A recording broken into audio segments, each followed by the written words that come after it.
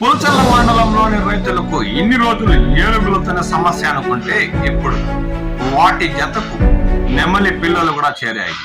మామిడి తోపలో అంతర్ పంటగా మిర్చిని నాటిన రైతుకు నెమలి పిల్లలు పంటపై దాడులు చేస్తూ ముప్పతిప్పలు పెడుతున్నాయి.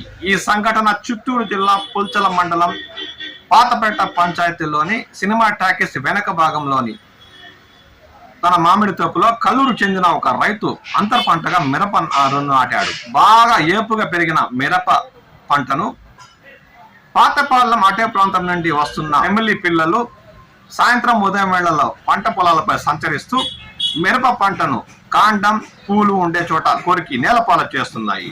దీంతో నష్టపోవడం రైతు వంతవుతుంది. ఇన్ని రోజులు ఏనుగుల సమస్యలే అనుకుంటున్నాయి రైతులకి ఇప్పుడు నెమలి పిల్లలు కూడా ముప్పతిప్పలు పెడుతున్నాయి.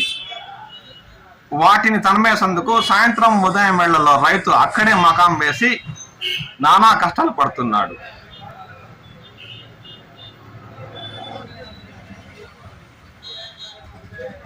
గజరాజులే అనుకుంటే నెమలి పిల్లలు కూడా స్థానిక రైతులకు కష్ట నష్టాలు పాలు చేస్తున్నాయి.